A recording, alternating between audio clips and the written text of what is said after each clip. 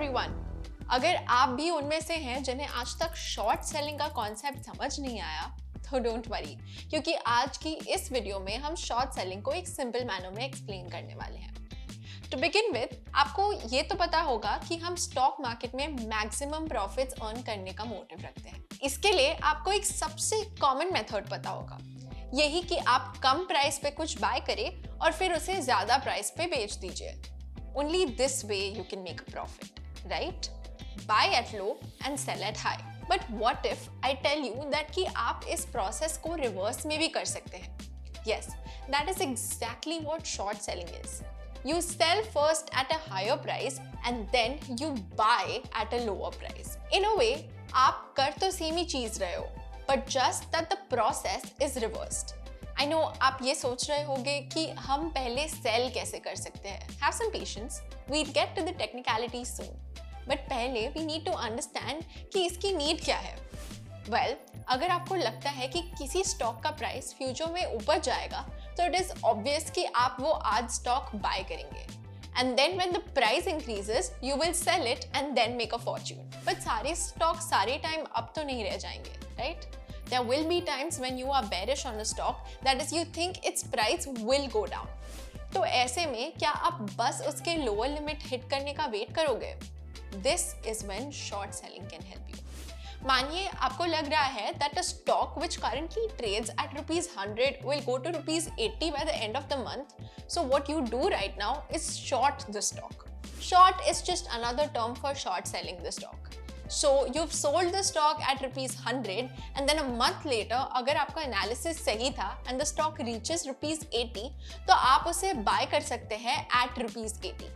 This way you made yourself a profit of ₹20 even when a stock was going down. कई बार traders options trading में enter तो करते हैं but they don't really know the basics of it. इसी वजह से वो काफी सारे लॉसेस जनरेट करते हैं। To prevent this, Upsurge.club ने ज्योति बुधिया के साथ एक कोर्स बनाया है called Option Tradings for Beginners, जिसने ऑप्शंस ट्रेडिंग के सारे बेसिक्स और फंडामेंटल्स को कवर किया है। इसका लिंक डिस्क्रिप्शन में है and you can check it out today. Now let's get to the main point. How does this work? In fact, how is this even possible? How can I sell something that I don't even own yet? Well, you do this by borrowing. Let's use our previous example.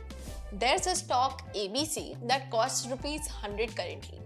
आपको लगता है कि ये next month तक ₹80 हो जाएगा, so you want to short it now, and that's why you go to a broker and ask him to lend you, let's say 5 stocks of ABC. अब आप ये borrowed stocks मार्केट में जाके बेच देते हो।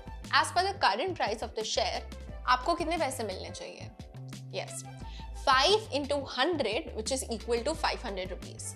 But that's not all.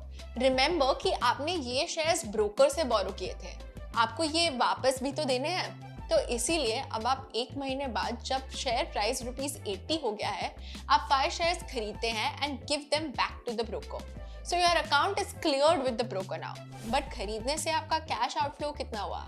It would be 5 into 80, which is ₹400, and sell करने के टाइम पे आपका कैश इनफ्लो था ₹500.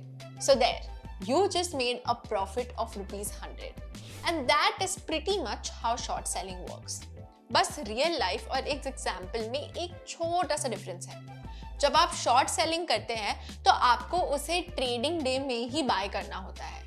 आप ऐसे एक महीने तक रुक नहीं सकते होपिंग कि प्राइस नीचे जाएगा। इन केस आप ये करना भूल जाते हो तो इन मोस्ट केसेस आपका ब्रोकर ही आपका ये ट्रांजैक्शन स्क्वायर ऑफ कर देगा, यानी कि बाय कर देगा। There's no specific reason behind this, but you can think of it as a rule mandated by SEBI. जैसा कि आपको पता होगा कि इंडियन स्टॉक मार्केट्स में अभी T+1 सेटलमेंट फॉलो होता है। That is, अगर आप आज शेयर बाय या सेल करते हैं तो नेक्स्ट डे आपके अकाउंट में या तो डिलीवरी ऑफ शेयर्स या मनी होगा।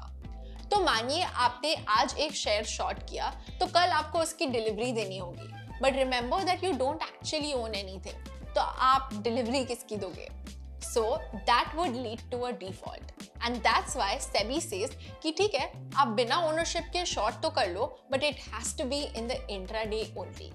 This way आपका account at end of day तक नील हो जाएगा and you would not owe anything. But अगर हम अराउंड द वर्ल्ड की बात करें तो काफी कंट्रीज में मल्टी डे शॉर्टिंग काफी कॉमन है। इनफैक्ट तभी आप वेस्ट में बड़े बड़े हेज फंड्स देखेंगे जो शॉर्टिंग के थ्रू ही एक्स्ट्रा रिटर्न्स बना रहे हैं अपने क्लाइंट्स के लिए। We'll have to see whether SEBI too allows this in our country anytime soon. But at least for now, आपको ये समझ आ गया होगा कि how does short selling work. If you found this video helpful, then do share it with your friends and don't forget to like.